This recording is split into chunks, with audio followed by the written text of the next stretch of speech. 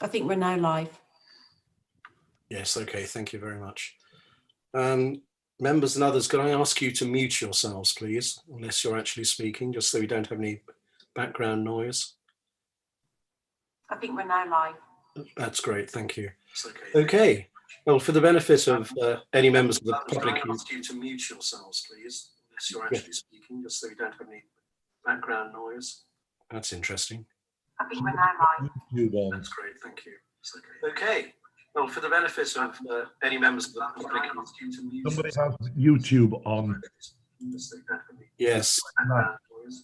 That's interesting. I think we're now live. That's great, thank you.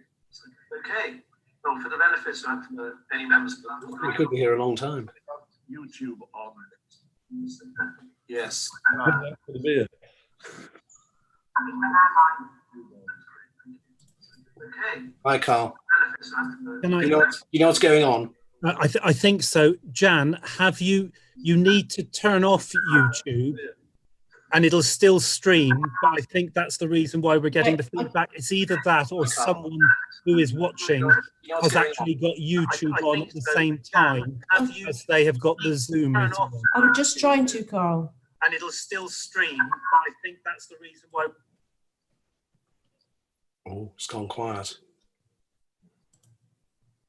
Okay. Okay, good. Sorry, it wouldn't let me in. That's all right. It's fine now. So anyway, good evening, everyone. For the benefit of any members of the public who might be watching, this is an informal meeting to give members of the Baker Estates team an opportunity to brief town councillors about the proposed development on Plymouth Road. We have 4 members of the Baker Estate team with us. I'll ask you just to sort of wave at us as I mention your names. We have Mark Edwards, who is Head of Development. We have Graham Hutton, who is the Development Director. We have Nicole Stacey, who is Agent acting on behalf of Baker. And we have Lisa Alexander, who's the PR consultant, I understand. So welcome to the 4 of you. I will just go around the screen so you know who everybody is. I've introduced myself. Jan, you will know as the assistant to the town clerk. Graham Parker, councillor. Harry Smith, councillor. James Ellis and Tony Fay, councillors. Alan Lewis, councillor. Paul Williamson, councillor. Andy Hutton, councillor and deputy mayor. Leslie Crawford, councillor. Anne Johnson, councillor and current mayor. And Councillor Jeff Moody, and hiding behind the words as our town clerk, Carl Hearn. Okay. Yes, Graham. Yeah, I know this is only an informal meeting and we don't normally declare our interests, but can I just say that I know PCL planning rather well. David Seaton, who is managing director, we used to work together in Bristol. David Loban, who founded PCL and is a current consultant to them. He worked for me for 15 years in Bristol City Council and we were business partners, but we haven't been in business together for some 20 years. Okay, thank you. As far as I'm concerned, this evening, the meeting is all about sharing information or councillors acquiring information. There will be no debate about the application this evening, and we will not be expressing support or otherwise at the end of this meeting. That discussion will take place on Wednesday at the meeting of the Development Management and Licensing Committee, and I think we will have a second bite at the cherry on the 5th of January. So that's pretty much the purpose of the meeting. I'm going to allow about 20 minutes for members of the Baker team to present to us, and then members will have about 40 minutes to ask questions. And if I could ask you to limit your questions to questions of fact and seeking information, please. As I say, I don't want any debate this evening. This is an informal meeting to acquire information. Is everybody happy with that approach? Yep. I see heads nodding, so that's good. Okay. So in that case, I'm going to hand over to, I think, Graham, you're going to start first, aren't you? Yes, yes. So I'll hand over to Graham, who's going to get us started. And then I think Mark Edwards will be following on afterwards. Yes, absolutely. Okay. Thank you very much, Chair. Thank you. And we really appreciate the opportunity to speak with you all this evening. You've obviously met my colleagues, but Mark Edwards is our head of development and has been looking after the development of this project for us right the way through, and is entirely versed in all of the detail, more so than I. Just a little bit of background briefly on Baker Estates as a company, because we're not a national developer at all. We're a regional developer based over in Newton Abbot. We've been going for 4.5 years, really, nearly 5 years. And we all came from our experiences in other national developers over time, and set up a small regional company to try to do things the way we think it should be. So we've got around 65 employees. And this year we've built around about 160 houses. It's obviously been a difficult year because of COVID, but that's the size that we are. On any given day, there's about 350 local subcontractors working on our sites, and our nearest one to you is over in Callington, just into Cornwall, but we're also prevalent in the South Ham. So that's who we are, all local people. Really, the aim of the company was to try to do things differently than national house builders, and particularly insofar as planning and how we go about that. And community engagement and consultation is something that we really try hard on, which is why we're delighted to meet you all tonight. We would have loved to have done it sooner, but we're really pleased that it's here tonight. And we jealously guard a record which, disappointingly, we're just about to lose, I think, in Horwich. Of having parish council support for every development that we've been constructing, and obviously that only comes through working with communities. So that's about us. When it comes to questions later, there's not a question which is off limits. I'll always give you, as will Mark, a straight answer to a straight question, but completely understand the rules of engagement, Chair. So I'll hand over to Mark, who will guide you through the scheme. Thanks. Thank you, Graham. Chair, I'm able to share the screen.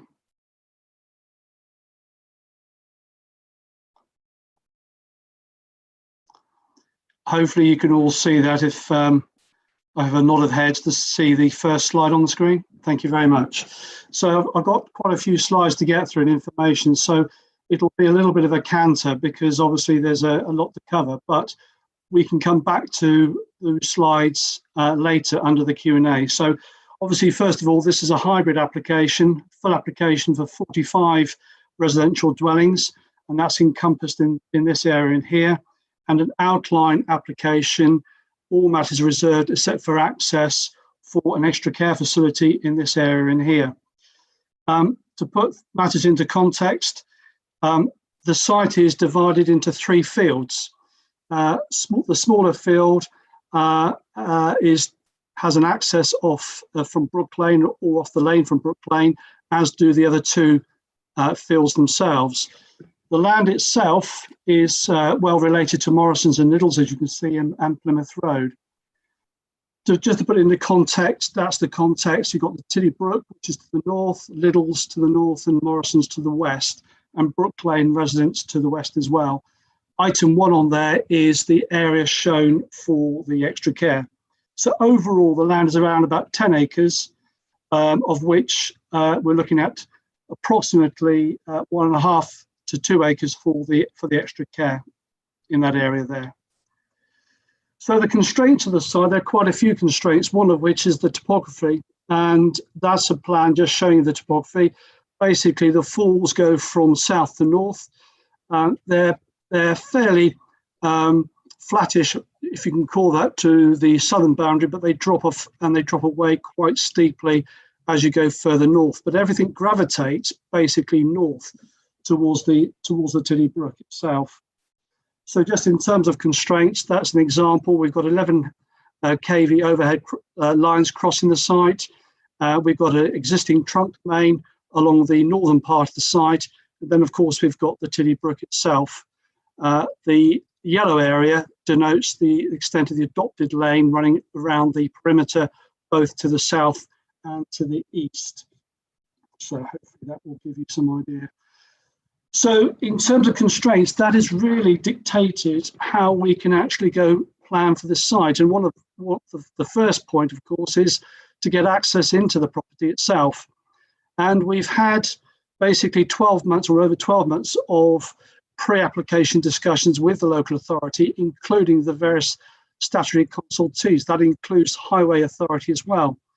And what we've agreed with the Highway Authority is there will be access onto Plymouth Road in the position which is shown. This will require a right turn facility so that vehicles leaving Tavistock going towards Plymouth will be able to go into another lane there, which will then able to exit into the site without holding oncoming traffic, or traffic coming out, I should say, out of Plymouth itself. Because of the topography, the road network is literally having to go in a loop, and that's really to meet the gradients of the site and catch the gradients of the site up to the top part of the site, which is in here. So that's the first constraint that we've had to address at day one, access, and how that will then feature within the site to get meaningful development. And what it's going to end up with is effectively a tiered area here and a lower tiered area in this area through here. And as part and parcel of the discussions with highways is permeability.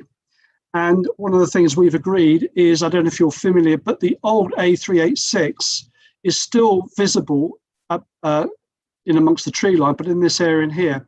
And what we've agreed as part of that permeability is to create a footpath and cycleway link to link into the existing bus stop in this location in here, so that both residents from the estate as well as residents from the extra care have a direct line to the existing network.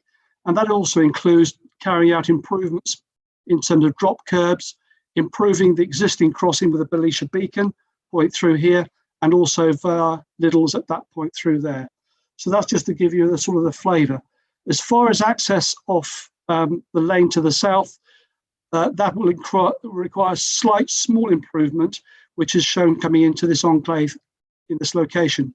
One thing we have discussed with the Highway Authority, and this is one thing that came out of our public consultation back in the summer, was the ability to see if we can close the southern lane to vehicle access, subject to the exclusion of the existing farm, because a lot of the residents were concerned about traffic from the approved Linden scheme coming onto that lane and coming out that way. So what we've agreed is, once and subject to us getting planning approval, we will pursue that under separate regulation to seek a closure, but only for pedestrian cycleways along that southern link coming around the site. So drainage, obviously drainage is one of the critical points, and as probably many of you are aware, the site falls within a critical drainage area for Tavistock. And one of the things that came out strongly from the consultation was concerns by residents about flooding issues, which is understandable, particularly those in Brook Lane, who over the course of the years have faced flooding or a lot of rain coming down the road, basically, and their concerns. And I'm pleased to say that in terms of the actual site itself, the site itself falls in zone number 1, which is the most sustainable zone. And in that regard, we've undertaken 12 months of groundwater monitoring over the entire site to build up a picture of what's going on in the ground and to see whether in fact the site is suitable for soakways, which in the hierarchy of SUDs is number 1. And I'm pleased to say that during the course of that investigation, that's proved successful. We've provided those results to Devon County Council as lead local authority flood risk team, and they're basically happy with what we've done in that regard. Those discussions are ongoing and we're waiting for their consultation response formally, but the response so far has been very positive. So if I can just quickly counter through, this is the area of where we're proposing the main soakaway for the entire site. There will be a smaller soakaway for the enclave of the 6 units, but only 5 of those are served off that road. But the important thing is we obviously have to design it to a 100-year event, but also to allow 40% for climate change. And in that regard, one of the criteria is to look at what happens if there's a catastrophic failure of the system, what happens? And we therefore have to demonstrate where the flows would generate if that situation to arise, which hopefully it won't. But basically, because as I showed you in the earlier slide, everything gravitates north, it'll effectively end up in the Tiddy Brook. So from that point of view, that's a good outcome if we were to have a catastrophic event. Hopefully that won't be the case because, as I say, we've designed it in accordance with current legislation in that regard. Other factors that we've had to take on board are trees, ecology. Obviously, the site is covered by a number of trees around the site. And if I can just quickly go back to the previous plan, where we're actually taking the access points through, and it's and again, to some degrees it's fortuitous, but those areas are actually subject to ash dieback. Trees are in the advanced stages of ash dieback. So we're not taking trees out that would otherwise be of high status. We're taking trees out of a poor status around that site. In addition to which, we've looked at the ecology issues, and I'm pleased to say there aren't any major ecology issues which will affect the development, save obviously we will have to provide bird and bat boxes and bee boxes within the actual units themselves and on the surrounding trees. But the intention is to keep as much as we can there, because obviously that sets the framework and the environment for the scheme itself. But there is a management plan for the site itself, which will require removal of a number of trees because of ash dieback and etc. And those discussions have been held with Lee Marshall at the council's, who's the council horticulturalist on that. Foul water is to discharge to the north, as well as all services. All services for the site will come into off Plymouth Road through the main entranceway, which is through here. And foul drainage will be coming in at this point through over the bridge and at this point through here. No services will be taken down the lane into Brook Lane. Again, that was one of the concerns of the residents. They were concerned that they didn't want that road dug up and all the rest of it was services. No services. The only thing I will advise members, at the end of March, the road will be closed, but that's nothing to do with us. That's because the landowner, who's got a permission for a single plot to the west of our development, is looking to develop and bring in services. So I'll just make that point. If you see service vans and you get calls, what are Baker Estates doing? That's nothing to do with us. So I just thought I'd just let you know on that front. I think, Mark, if I just were able to butt in for a moment, I think it's fair to say that from the public consultation, the key issues that have come up have been related to ensuring, absolutely beyond doubt, that there will be no construction traffic accessing the site via Brook Lane, which will absolutely be the case. Other than the occasional van at the end, there will certainly not be any heavy goods lorries coming in that direction, and that there are no flooding impacts possible on Brook Lane, as Mark's explained, because we're well aware of the issues that existing residents have there. Sorry, Mark. Absolutely. No, thank you for going for that. So the next area, after looking at all the technical issues, and just to say that having done all the pre-consultation, we're not aware of any technical issues which will stop this development or prevent the development from taking place. So just to mention that, and hopefully that will translate in the consultation responses that West Devon received as part and parcel of this formal application. The next item is housing mix. And we have done a lot of market research into this, looked into the background of speaking to local agents and so forth. And one of the biggest demands in Tavistock is actually for new build bungalow units. There's a shortage of bungalows and quite a lot of demand, and there are very few developments. And that's one thing that we do specialise. Our schemes at South Molton and around the area, we do actually build quite a few bungalows. And we find that appeals not only to people that are looking to retire, but also to younger people with families and single persons. So one of the things we have looked at, and we've looked at all the ONS data and the SHMA details that some of you will be familiar with. And we've come up with a scheme of 2, 3 and 4 bedroom properties. And basically if I can just run on to the next slide, that is the, you appreciate you won't be able to take all this in straight away, but just to run through, we've got 10 two-bedroom bungalows, which represent around about 22% of the scheme, 24 three-bed chalet and traditional bungalows, which represent around 53%, and the remainder 11 4 and 5 bedroom houses, which represents around about 25%. And as I say, we are governed by the SHMA and ONS data, and we've gone back and looked at the research of that, and we've discussed this with the housing officer for the council, and basically he's happy and considers that what we're coming forward is appropriate. None of this does include affordable, which I'll come on to when we speak about the extra care, but just to make it a point, these are all open market houses. But what this slide shows, and it's in the information pack which has been submitted to planning, these are all colour coded, which shows you the disposition of the units themselves. Importantly to note that all the bungalows on the higher part of the site, all the units are bungalows. So we've done an LVIA assessment, and we've deliberately kept everything low so to avoid any impact upon visual impact from people looking over from Whitchurch and looking back into the development. The main areas of housing are within the brook, off the Brook Lane, which is here, and within this area through here. Again, these units are sat lower down, and they will be screened by the existing trees. So hopefully that just gives you a flavour.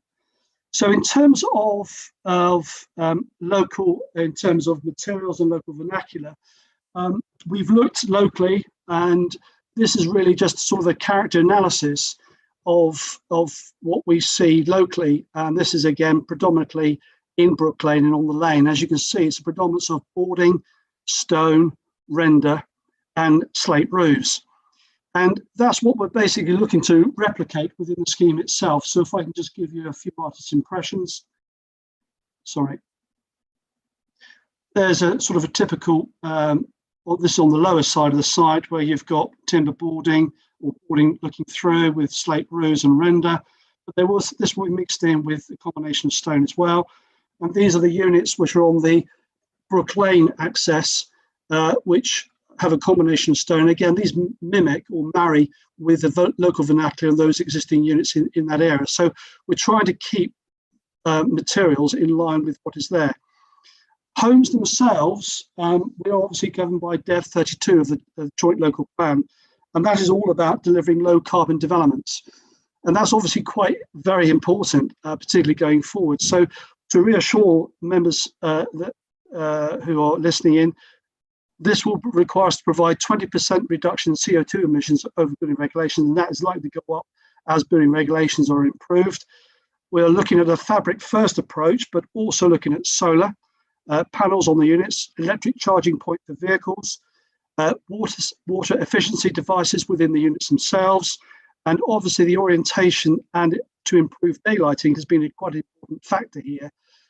Most of the gardens are actually the rear gardens are actually self-facing, so that's an important consideration. And then of course waste and recycling. What's not on this drawing is all the units in the garages, which we're not counting as parking, other than the double garages. We meet the required new standard for parking, but we're using the garages for parking of bikes and storage of waste, which is now the requirement of the new SPD. Which was issued only a few months ago by the council.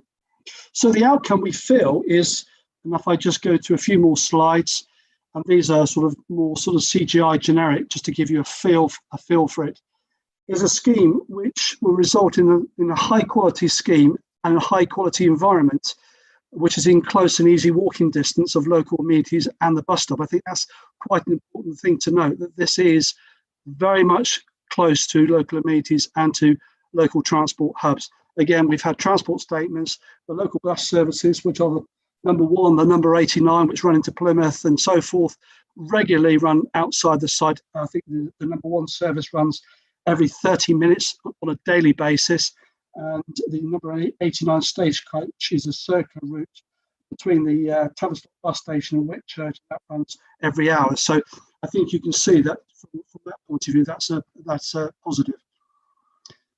So if I can then come on to the extra care. The extra care is situated in this area in here, and actually the area is based upon Quayside at Totnes, which is a scheme I was personally involved with. I was project manager in a previous life, and that scheme is a 60-bed extra scheme unit set on approximately 1.5 acres. The area there, including this woodland area here, is around about 1.9 acres, to give you some idea. So that footprint there is based upon the extra care from Dartmouth. And it sits remarkably similarly because the gradients at Totnes, unless any of you have been there, it's worth going to have a look, are very similar to the gradients that we are encountering on this particular site. Now, the reason we're providing extra care is because this proposal responds directly to the need and key strategy objective for the town. There aren't any sites identified. It does identify the Tavistock, but it doesn't actually identify any sites. And we feel that this site would actually meet that need. And extra care has a number of important benefits, which I'd just like to stress. The first one is it is an employment generator. It creates jobs both within the scheme and the supply chain externally. And to give you some idea of that, not only do the residents able to buy in care packages with external care providers, but also typically within these schemes, they have a bistro, they have a hairdressers, they have gardeners, and all those things will feed into the scheme itself from the supply chain externally. And the report, which I circulated to the clerk, and hopefully many of you were able to have a look at that report, on similar based schemes of this nature, they generate around about £500,000 a year annually of investment into the local community. So it's not an insubstantial sum of money which comes forward.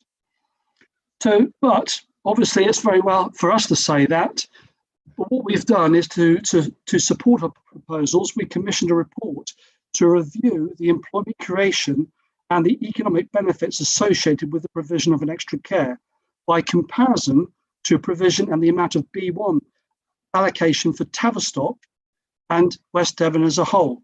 And as I say, hopefully some of you were able to be in receipt of the document that I did circulate. It's quite a weighted document, but I just wanted to go through that. So just to give you some flavour of what it could look like, and as I say, each site's got to be treated on its own merits, but this is a direct lift from the scheme I was personally involved with at Totnes. It's a modern scheme. This is the central area where residents can meet.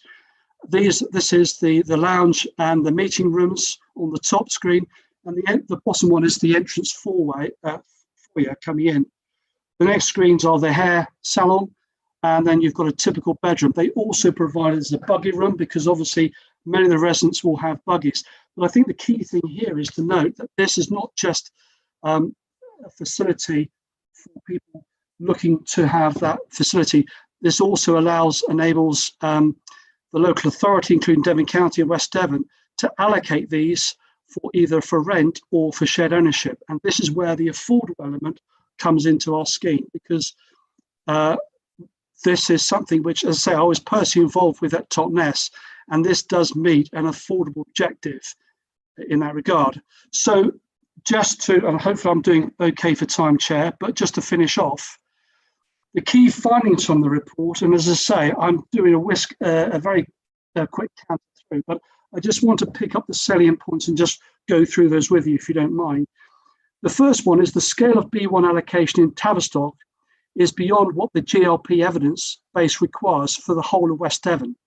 Now, I was quite surprised when I read that, but that is actually a matter of fact, that there is an over provision of B1 use for the whole of West Devon, in fact, which is put onto Tavistock. As a result, the likelihood is based upon the GLP estimates, and again, you can go back through the GLP information. It was Peter Brett's Associates in 2017, where they provided that evidence base in support of the GLP. The estimates are that the demand is, most of it is likely to lie vacant for some period of time in terms of taking the overall quantum. This view is supported by local agents, and we've canvassed the view of local agents who are saying that there's likely to be a provision for at least 20-year supply. And that was before we had the COVID pandemic, and that our inquiries were pre-pandemic. And by contrast, the GLP identifies a level of employment growth in the care sector that is double that of B1 and B2 sector, and is in fact the largest growth sector in West Devon. And again, that information is matter of fact from the information which is contained in the GLP. So the extra care will provide. If I could just butt in, Mark, as well, one of the great values of employment in the care sector is that it's driven by demographics rather than economics. They're jobs which are always there, as opposed to jobs which come and go depending on economic cycles. Sorry, Mark. Yeah, that's will be the next point. It's just to say that the GLP identifies a need for extra care facility in Tavistock, and the scheme that's based upon 60 units that will generate around about 22 jobs in the short term, but that doesn't include, as I say, the supply chain plus in the order of £500,000 worth of investment. And picking up the point that Graham was making, the need for extra care continues irrespective of the economic cycles, as it is driven by demographics, not by pandemics or failures in the economy. So our view is, and this is the view of the consultants that produced the report, that the sensible approach would seem to be to meet the needs of the growing employment sector where there is a known demand that will also deliver social community benefits rather than protect land for a small employment sector where the demand is not proven. So that really concludes my presentation. I really apologise for a very quick canter through, and there's a lot of information to take on board. But just to put everything into context of what I've just gone through, the final slide just shows the relationship of the scheme with the lane, which we're talking about the possible future closure, providing pedestrian and cycleway links, the extra care land through here, the pedestrian cycleway links down to Plymouth Road and the bus stops, and just showing the connectivity to Morrison's and Liddles and how close those are for the amenities. Thank you for your time. And all I would just like to finish off by saying is that I should say, sorry, I haven't finished. I just realised Section 106 contributions. There will be contributions to 106 items. So quickly just to run through those. European management site contributions, education contributions, off-site play pictures contributions, allotment contributions, and allotment to biodiversity.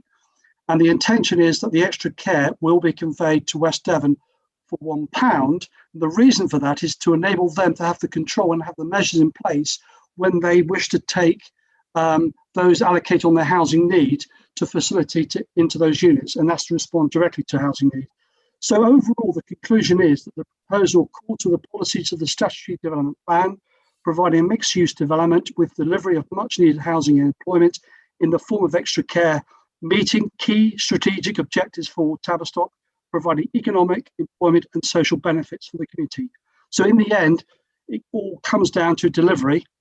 By granting us planning permission, that will enable that to happen. Thank you for your time. Thank you very much, Mark. That's very helpful. Am I right in thinking that Nicole and Lisa, are you wanting to say anything to us? No, Lisa is looks after everything and just make sure we pick up on things and is able to write notes when we're engaged in the conversation. And Nicole is able to answer any specific questions we have. So okay, it's just Mark and I predominantly. So in that case, I think we'll go into because of the question and answer stage then, please. But first of all, I believe Councillor Mandy Ewings wants to say something. Mandy? Hello, thank Mandy. you very much. Yeah, thank you very much, Mr. Chairman. I just wish to formally register my my status as a councillor for Tavistock South West Ward for West Devon Borough Council, although I do not sit on the Development, Management and Licensing Committee. Thank you. Okay, thank you, Mandy. Could I suggest, Chair, it might be helpful if we unshare the screen so that we can see. I agree. Mark, I think you need to do that. If you could stop sharing. There we go. Oh, that's better. Okay, excellent. Right, well, members, it's over to you now to ask questions. Can I start by just clarifying for myself exactly who Baker Estates are? Is it an independent company, or is it a subsidiary of a bigger company? So wholly independent private company. There are 3 shareholders. The managing director and leader of it is Ian Baker, and who lives in Torquay. So yeah, we have no affiliation. We're not related to any national house builder or anything like that. It is an entirely private organisation based in Newton Abbot. Thank you. Okay, members, if you wish to ask a question, please wave at me or something. Andy. Unmute. Yes, thank you. Can I just get this clear, because I've got a bit confused here. Is this the piece of land that was all going to Byte Industrial Unit and has now basically been taken over in effect to become residential plus this extra care facility? I think it depends on how you look at that, if I might say. So the allocation, which I think is PTV 17 or whatever it is, had different colours of shading, and obviously, you know, the elephant in the room, which I'll acknowledge, is the fact that there's all kinds of disquiet around the Vistry application on the rest of it, which is entirely unrelated to ours. But the allocation is read as a whole, which is why we're comfortable that this complies with the joint local plan as a whole. But you're right. I wanted to call you Councillor Hutton, but that sounds a bit funny. So you're right, Andy, in that originally in the allocation it was demonstrated, well, it was suggested that there was more of a bias for employment on that part of the land. But in reality, because employment buildings have a larger footprint, the steeper part of the site was always less viable for it. I think the point I would make out is that this this proposal brings forward around 15% of the housing numbers for the allocation, yet would probably bring circa 40% of the employment, whereas the remainder of the site would bring a disproportionately small amount. But I take the point that you make. And the second point, if I can just bring it while I've got this, is you're not actually building the care facility, are you? You're basically providing the land at £1, so somebody else, or presumably Devon County, if they've got the money, will build this care facility. Is that right? You're not actually providing a care facility. Can I come on to that one, if I may? So I should have covered this in my presentation, and obviously this is one of the issues I know that with the Vistry scheme, the Linden scheme, in terms of making land available and then not having an end supply. What I should have said to you is that over the last 12 months, we've been in discussions with Guinness Partnership. Again, they were a former, you might say, a person that I dealt with on the quayside development, and they've come forward and identified this site as their next flagship development in Devon. And we've been in discussions with them over this period of time, together with officers for the council. And they've identified this because it meets what they're looking to achieve, both in terms of location, its accessibility to local facilities. And as I say, in my note, it does actually mirror in terms of topography, the scheme that they have at Totnes.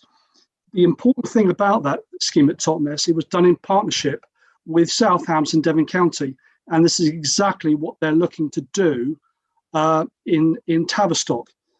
But the key point of this, the key starting point, is they've got to have planning permission. Only when there is a planning permission are they then able to lever in all the Homes England grant funding. And I don't know if you were aware, but 10 days ago, Rishi Sunak, when he did the spending review, he announced that he was going to set aside £71 million of funding for the care and support industry. And that's a fairly sizable chunk, but that again is quite time limited. It's not there forever and a day. And this is one of the things that Guinness have been impressing upon us, saying, look, if we're going to do it, we need to be getting on with this. and hence why we've included this with our application. So it's not a question of there's a pound land over to the local authority. There are various reasons for doing that, and it's all tied up with grant funding, but it's also to do with, because the local authority, as South Hams were able to do in Devon County at Totnes, they were able to ensure that people in need, both rented and shared, were able to get allocations within the actual scheme itself. So this is not a red herring. This is a genuine case to come forward, and I've personally been involved on that in a scheme that's delivered. Okay, thank you very much. Thank you, very, very useful. Thank you. Tony? That in mind, would if the application got it approved and the care home at the same time, two questions there is: one, what is the facilities of the care home? How many residents would be expected? And two, would the work be carried out at the same time to prevent any disturbance to the Plymouth Road? If I have a go at some of that first, taking the second point first, Tony, the way that the scheme will be developed would be that the access into the site and into the extra care facility site would all be constructed and fully serviced, so that happened right from the get-go, so that if and when the extra care facility lagged, there would be no further disturbance in terms of access out onto the road. So all of that junction work can be done at the first point. But the planning application, which is before you, is a hybrid application whereby the homes are in detail and the extra care facility is in outline, such that a further reserve matters application would come forward. And just tagging on to what Mark said a moment ago, that's really critical, because for Guinness and for the local authority and Homes England to attract the funding to it, they have to have the control over the detailed design and for the outline planning to be in place. So for the outline to be in place and for it to be transferred to the authority for £1 gives the maximum opportunity to attract the correct funding and deliver it. Therefore, coming slightly around about the houses, the answer to your first question is that the extra care will be delivered later than the housing, hopefully at similar times, not afterwards, I hope, but there would be a lag because there would be a separate planning application process that they need to go through. So if I can just pick up the facilities and the extra care, I'm sure we can organise it, but it'd be worth looking at the extra care scheme in Totnes post-COVID. Unfortunately, we can't get access in there at the moment. But to give you some idea of the facilities, the residents have fully their own flats, own independent living. They can buy in care packages. There, to give you some examples, there's a restaurant, a bistro in there. So if they don't want to cook, they can go down and have their meals. Members of the public can go in there. So residents from our development and other residents can go in and have coffee meetings. There's a hairdressers in there. They also have like a spa, which is basically with people that have got disabilities. There is a state-of-the-art bathroom, basically, where carers can come in and these baths, they can bath people, shower, etc. And there are also the buggy rooms, buggy stalls to enable the residents, if they can't walk, they have a buggy store in there. And there's always permanent people, staff on site. That's the important thing to know there. But this is the reason why I was showing the pictures. It is like a hotel. It's not like going to a nursing home. It is very much independent living, but providing the ability for care if that is needed. I would absolutely endorse what Mark said about visiting it, because the bistro area is just fantastic. And when you're there, you see multi-generations, people that are living there with their children and grandchildren, meeting and having a drink and play and this, that, and the other, in an environment which otherwise doesn't really exist. It's fantastic. So just to finish off, if you want, is there on the which I can provide to Jan, I can provide the link for that scheme, and it gives you a personal view both from the resident's point of view as well as the manager's view, and a virtual view around the scheme itself. So I can provide that if members would like to have some idea, because obviously we can't go there at the moment, but at least you'll give you a flavour of the facilities and what's on offer. Okay, thank you. Any further questions, members? Jeff?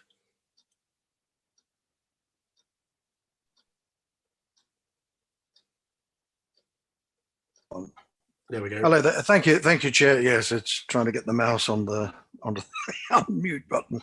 I think this is a question for Mark.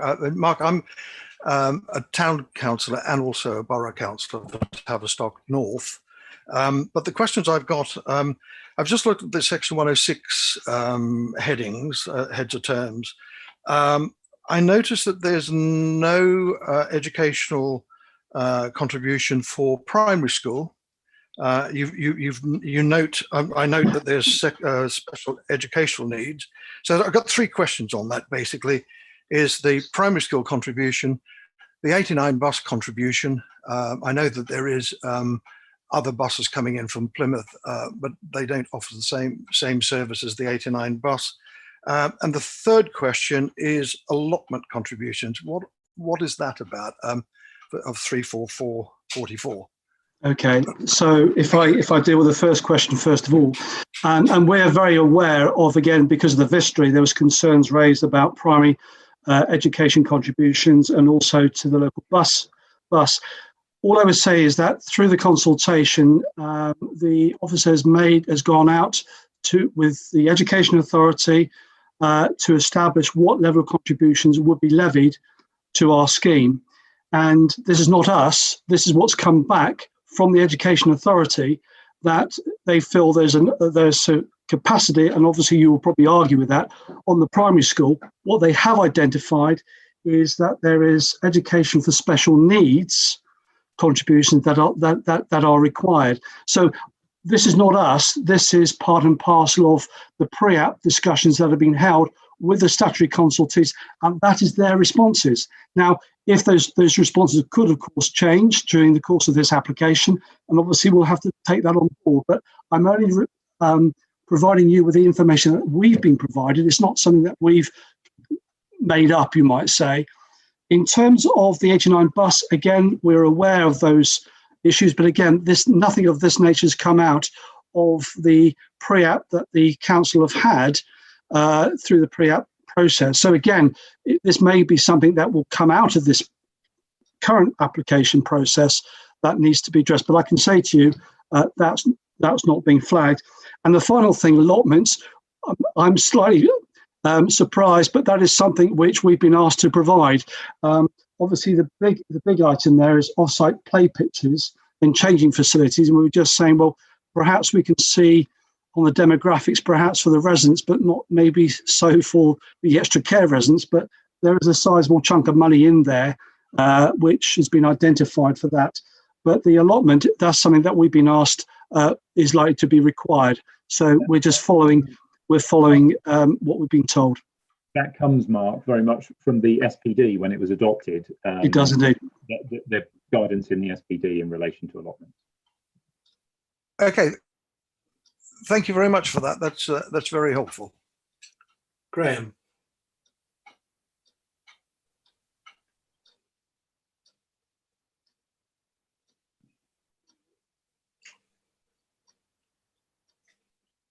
I should have unmuted myself. I'm so sorry.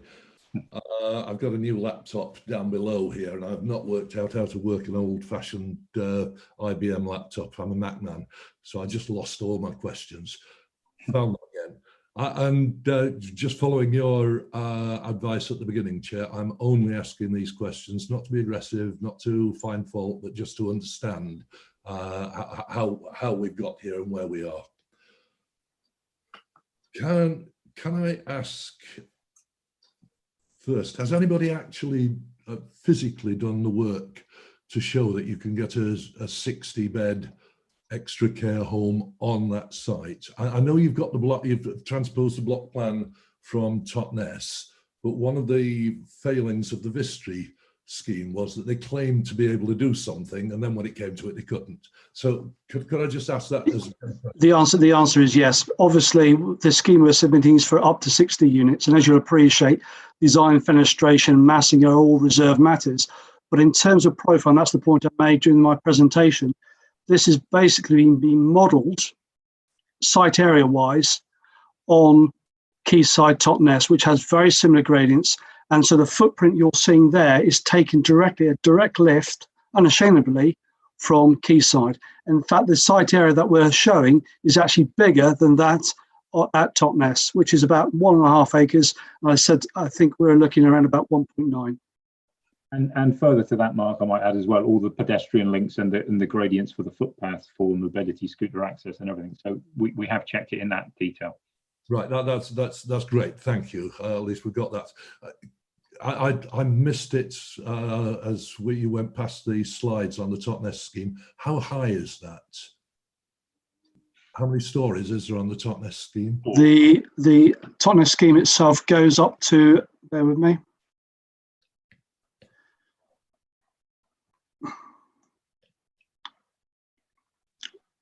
It's around about 4-story, but it depends. You have to understand that the scheme itself. Can I share the screen, Chair, if I may? Yes, go ahead. Yes, you've still got the facility. Bear with me. Sorry. Sorry, let's do this. Does that come up on the screen? It has, yes. Yes. So, because the site is sloping, Councillor Parker, it cascades. You've got single 2-story going up to 4-story, and it's basically following the contours going up the hill. So it's basically reflecting what's there on the ground. But when you look at the scheme from the front, I don't have a viewpoint looking from the front, which you can see when you go online. But it's essentially you're like a single-story entranceway. Then it goes to 2-story, and then it tiers up as you step up. But again, this is not to say this is going to be replicated in this form, because again, it all comes back down to bulk massing, design, and so forth. But it's just to give you a flavour of that particular scheme. I think it's worth just reiterating for other members as well that, as you say, reserve matters would go through, so the architectural style as well need not be replicated, because I wouldn't say that's quintessentially Tavistock as shown there. Yeah, I mean the only reason that I am asking that is because height is an issue on the site next door, and it's just gives us an idea of how the streetscape will develop as it gets closer to town. So that's fully understood. And I think the important thing there, if I can just add, is obviously we have quite a strong tree belt along the frontage between the site and Plymouth Road, which in itself is going to help provide screen to a lesser degree with the scheme at Totnes. And I'd be delighted, to send you the information on that so you can see it for yourself. Okay, thanks. That nicely segues into my next question. Who owns the land between the old A386 and the new 386? Because I know right. Well, I will answer that. That is owned by Devon County in their own right. So basically, the land between our site and Plymouth Road, part of it is in the ownership of Devon County as Highway Authority, and the other part is owned by Devon County as their estates team. And the bit which they own as the estates team is the former A386.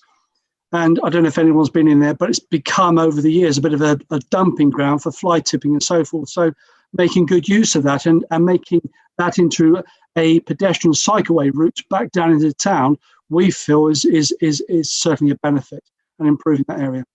I was a borough councillor for 4 years in the last term, and I spent the whole of the 4 years with the enforcement officer trying to clear the wrecked vehicles off that land. I absolutely endorse the use of that for that purpose.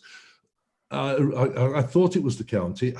Has anybody asked the county whether they would dedicate that as part of your development and retain?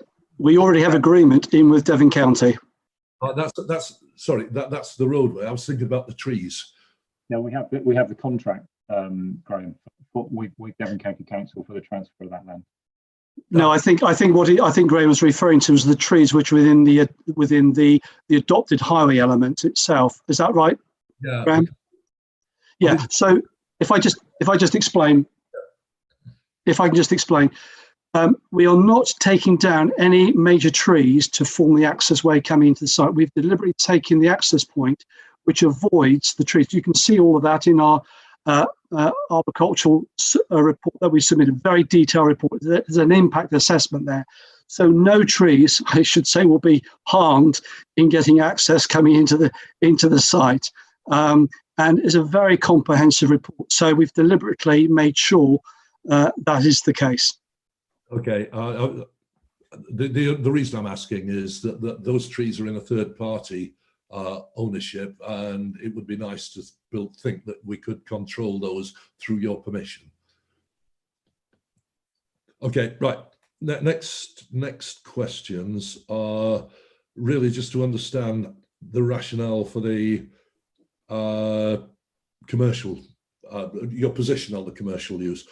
The planning statement says that there's no need for employment use on the site because that use is met in full on the Vistry site. Is that Baker's position?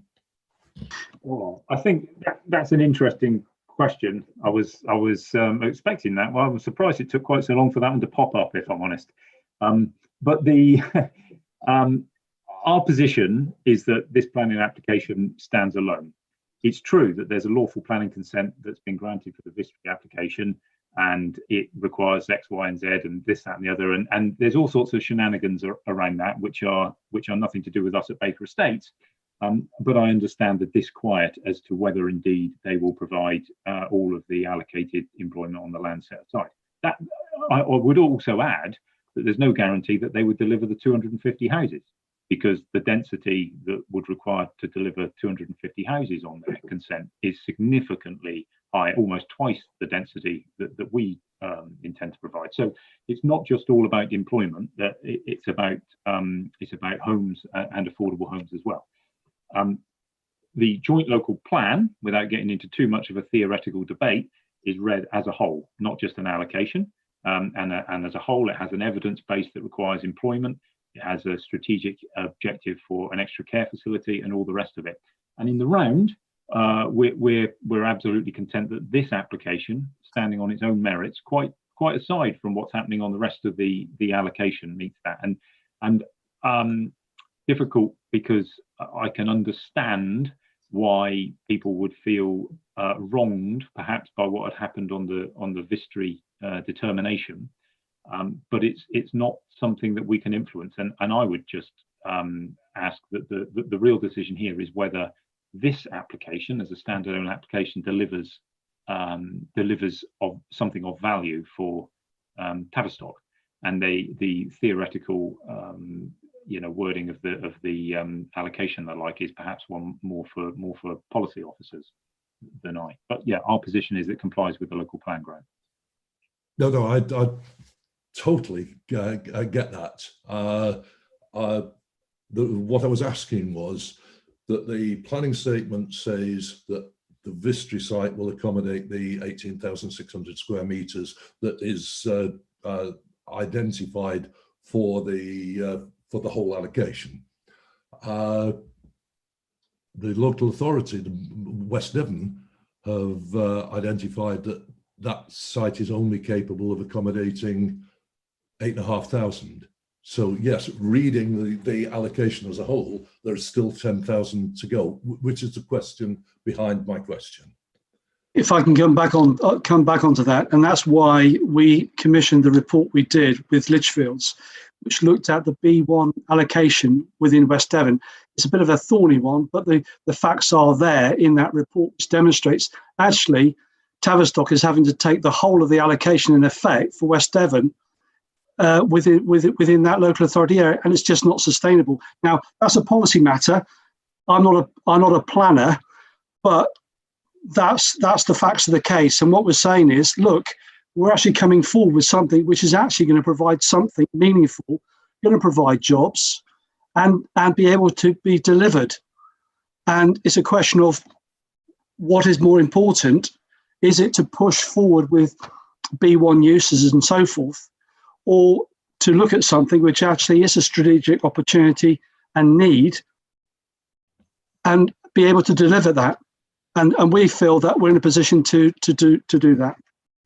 sorry, I won't dwell on this because it's going to come up again in our DM&L committee. But I get what you're saying. I understand the Litchfield report and the reasoning behind it. It's just that says that Tavistock doesn't need as much as this allocation says.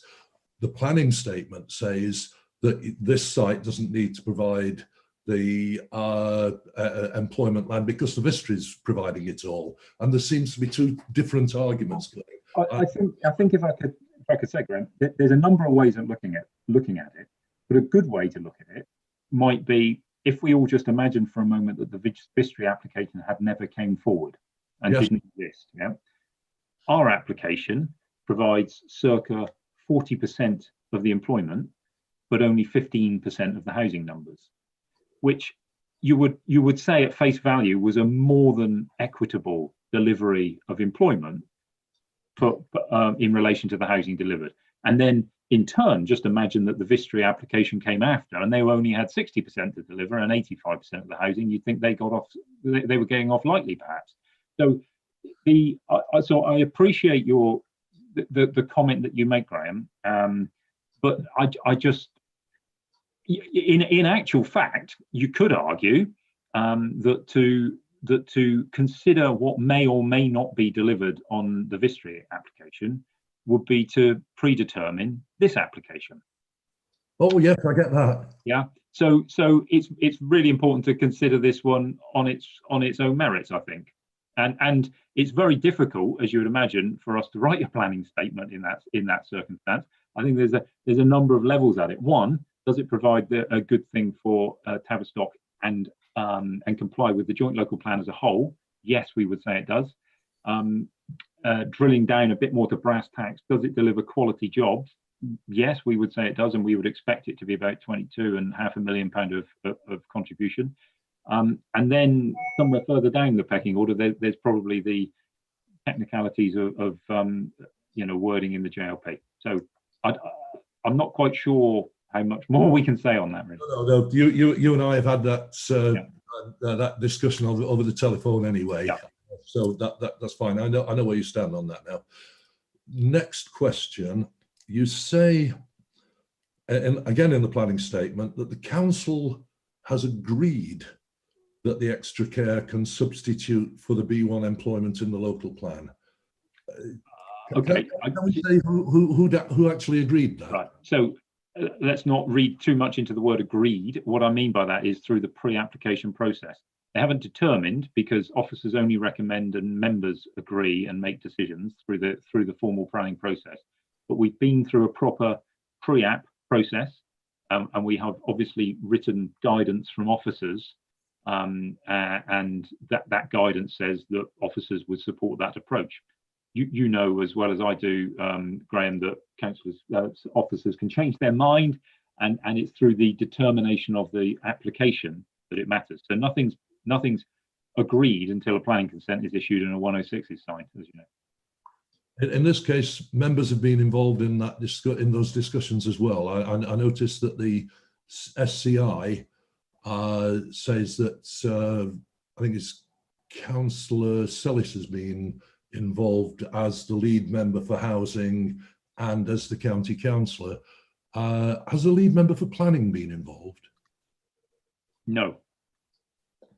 We consulted to some degree. We can consult as widely as we can. What we don't have control over is who responds and who is able to meet them. And I appreciate in these circumstances, I mean, yourself as a council have been reticent to meet for some reasons, which I understand. So it's not been possible for us to meet everybody, but you're correct in Councillor Sellis did respond and we had a conversation. Yeah, that's lovely. Graham, just before you go on, can I just check that no other members want to ask any questions, because we're getting towards the end of our allotted time. Yeah, I've only got a couple of Okay, if you just hold on to them for a moment. Yeah. Are there any other members who wish to ask a question? Mandy, was that an indication? No? Anyone else? Okay, Graham, over to you again. Okay. Just going back to the education and public transport, so you saw my reaction, I despair. Can you say do you know whether West Devon Borough Council officers actually asked the Education Authority, the Highway Authority, about the education and the highway? 100%, 100%. You've, just as an aside, you've probably just explained, I put a Freedom of Information request in about education contributions 6 weeks ago. And you've just probably explained why the Education Authority appear to be incapable of answering that. You know from Jeff Moody's question and my concern that issue hasn't gone away yet. We've got nothing to hide. Those inquiries were made directly by the lead planning officer directly to the Education Authority, and that was the response. The only item that came back was special needs. Okay, thank you. I'm not going to press you on that at all. Practical point, are you proposing any links, whether vehicular or pedestrian, through to and from the Vistry development? The answer to that question is no, other than we're providing the pedestrian links from our development to the lane. And obviously, I think on the Vistry, their intention there is to have some pedestrian access. And that's why we've responded to the local residents who are very concerned that the lane will become a vehicle access. And that's why we've said, and we put it in a public statement, that we're quite prepared following receipt of permission, because we can only do it once you've got permission, to apply for a traffic regulation order to have the lane closed for vehicles other than for the farm, and therefore it's only for pedestrians and cycleways. Yeah. Which importantly, it's worth saying that the highway officer has confirmed he would support if and when that circumstance arises. So there would be pedestrian permeability and for cycles and the like through to the Vistry Street scheme should it come forward. But obviously we don't have control over exactly where they would wish to connect to the lane. Yeah. And just to add to that, of course, they would then have obviously access through into our development through the footpath links that have been provided. It's just look. I was looking at the Vistry layout and your layout and trying to put them together, and it does seem as though you've got the opportunity for real permeability across the whole site. Yeah. On one final question, the cheeky one. You're proposing to sell the extra care land to the Borough Council for £1. If the Borough Council was to say, yes, we would like that land for £1, but we'd like it for B1 use, what would your attitude be? Well, that would not really be relevant under this application, Graham, because the application that we put forward is not for that. No, I absolutely. And obviously the application that when you consider this at your DMNL meeting on Wednesday, you'll need to be considering this application as it is. And the planning statement also makes it clear that the extra care on that land provides a number of other benefits as well, doesn't it? Because it provides the employment, it provides the social care, and it also provides affordable homes. So for lots of other good reasons, I would say that this application works as a package, and that's one that we've got to move forward and determine. And your question is therefore, I don't want to be saying derogatory by saying irrelevant, because I don't mean it in that way. But for this application, it is. Would we wish it to come forward as B1? I would argue that that it would be an inappropriate use on that piece of land. It's too steep for typical B1 types of buildings. And it puts a use in conflict with residential, whereas the extra care is very much a complementary use, both socially because of the age groups of people, with the residential properties. Sorry, in that case, can I just follow that one up? Of course, B1 is defined as uses that are appropriate in residential areas. Just so that we can get an idea of the scale, you say that the extra care would generate 22 direct jobs and secondary and tertiary jobs beyond. Mm-hmm. Do you know how many jobs the missing 10,000 square meters of B1 would generate. And I understand you're going to say that there's no demand for it. The answer is no. Well, as Mark said, the answer is indeed no. But very seriously, the point that you just made there, Graham, about whether there's demand for it or not, is a really important one, because there is a screaming demand for jobs in the care sector, far outstripping the demand for jobs in B1. And who knows what economic cycle we're in, but we could point you to no end of empty B1 sheds that are around, and typically the density of employment in those units is a couple of people, and I don't mean to characterize it poorly, but often there's a handful of people and a lot of cardboard boxes, with things being stored and taken out. So the delivery is everything. We're not a land promoter. We're here to deliver on all of our developments. We will deliver the homes, and we would seek to bring, to ensure that the extra care is brought forward, and that would deliver the jobs. I think that B1 on this site, whether or not you agree with the wording of the allocation, whether or not you agree that there is a oversupply in terms of allocation for B1 or not, I wouldn't be at all confident that this would be a site for which there would be a great deal of demand and uptake for B1. Okay, the answer to the question is the government's latest estimates are that that development would create 170 jobs directly on site and secondary and tertiary jobs off site. That's all my questions, Chairman. Thank you. Okay, thank you. Mandy, you've been waiting for a while. That's okay. They're really quick ones because I might not have heard everything to start with. Can I just ask about the crossing road safely if you're going to the bus stop heading towards Plymouth or walking to Tesco's up there? Is that where your Belisha beacons come in? Yes. Can I just go to Yep. share, Chair? Sure. That's not Bentley. No, it's one of mine, I'm afraid. Ah. Bear with me. Councillor, sorry, can you see, Councillor Hewins, can you see the slide? Just about. It's on the screen, Mark. Yeah, I can see that, but yeah, it's a bit small. Okay, so to answer your question, the footpath links that we're providing go directly to the actual bus stop, which is on the site side of the scheme. We are then also improving the Belisha Beacon crossing point, which will probably require more lighting and so forth, which will enable them to safely cross over the A386 to the bus stops on the other side, as well as this side. In addition to which, we'll be carrying out off-site footpath improvements where you've got the car wash facility, or I'm not sure it's legal, but the car wash facility, and we're providing drop curbs, which will then enable wheelchair, buggies and so forth, then to alight down and cross and get up into Lidl's, but also go down to the footpath.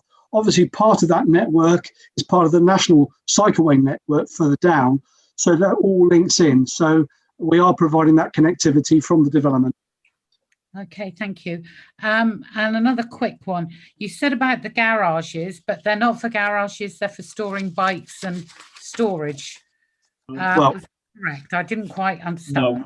No, that didn't come across entirely right, Mandy. We use oversized garages, and the new SPD requires that garages use oversized garages. Oversized, yeah, large garages, so that you can genuinely park in them and store bikes.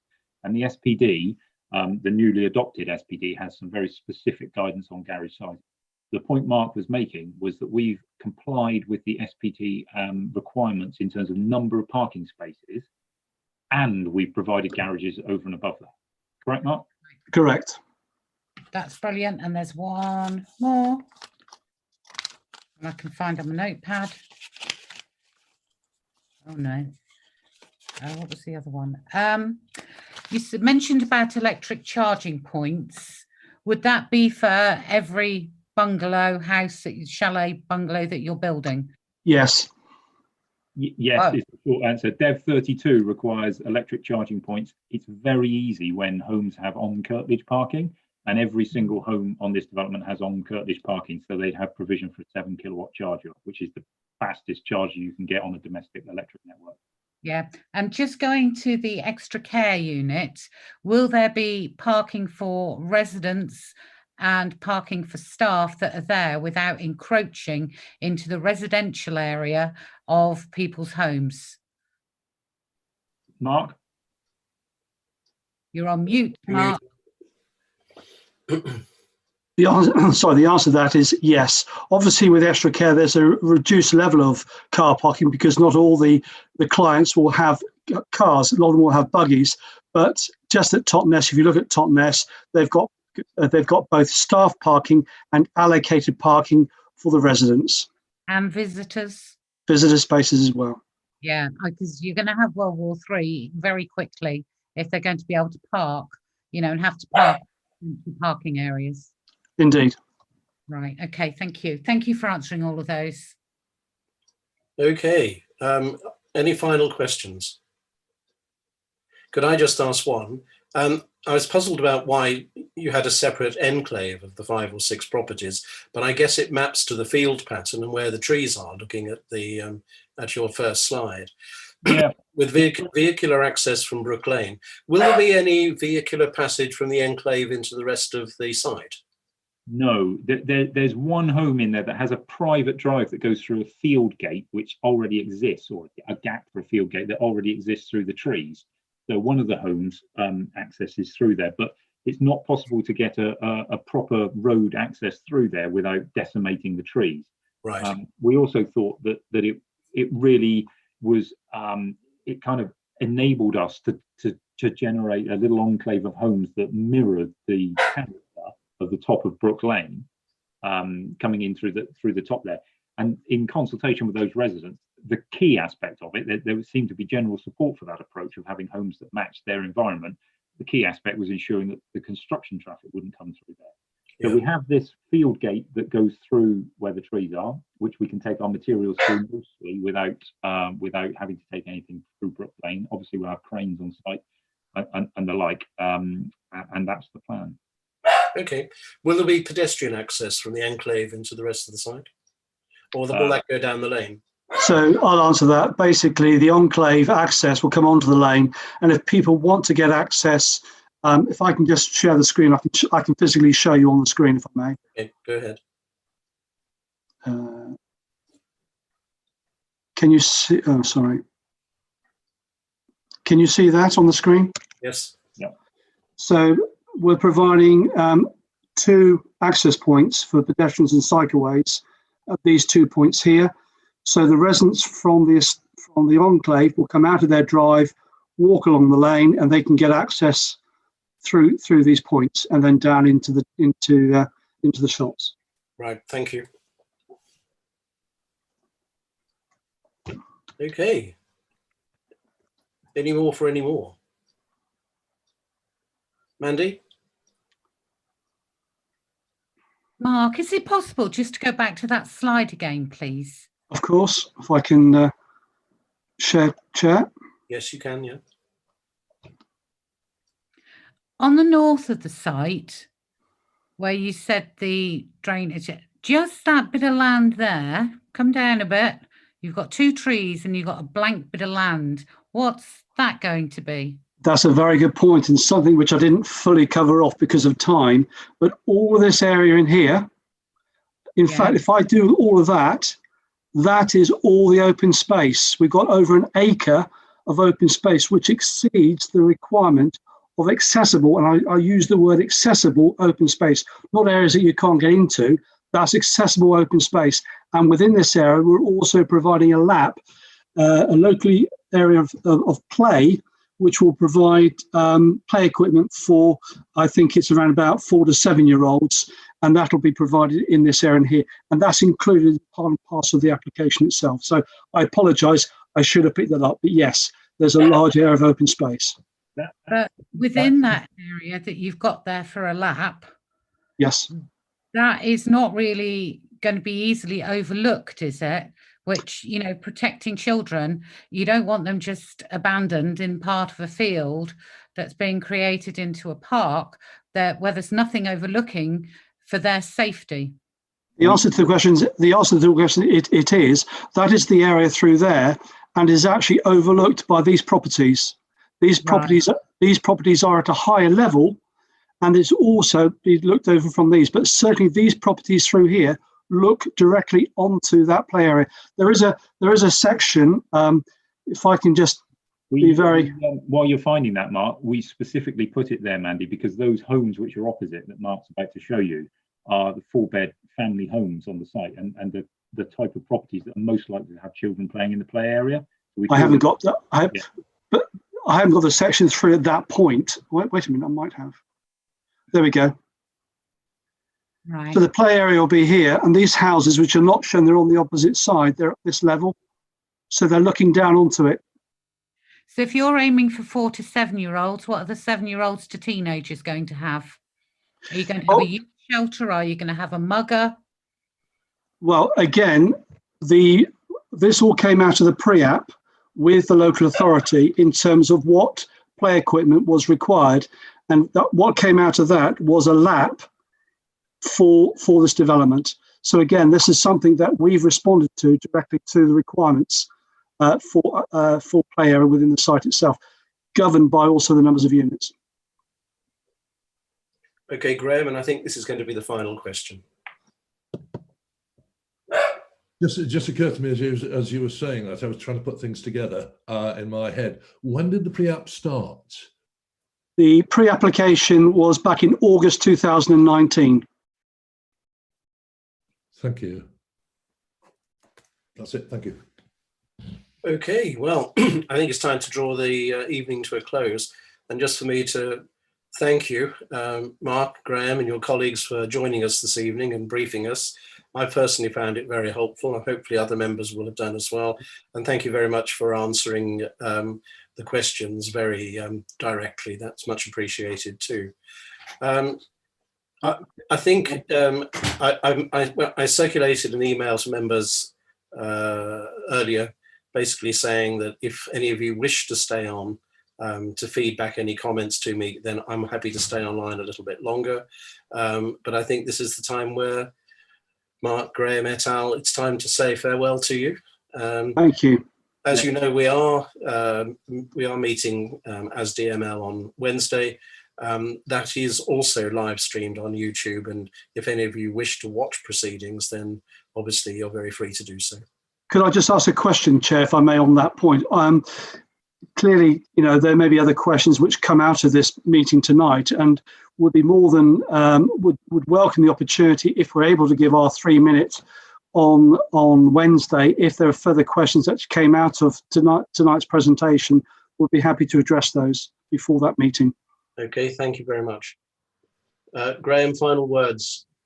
It was just a suggestion. That's very, very, very, very helpful. But the discussion on Wednesday is going to be, as I understand it, a general discussion preparatory to getting final discussion on January 5th. And it might be more important to answer any questions between the two meetings. Okay, that's something we can talk about on Wednesday, isn't it? Yeah. Well, thank you again, Chair. Thank you for members for hosting this meeting. We really do appreciate it, and thank you very much for your time. Okay. Thank you. Cheerio, and have a good evening. Thank you very much. Okay, goodbye.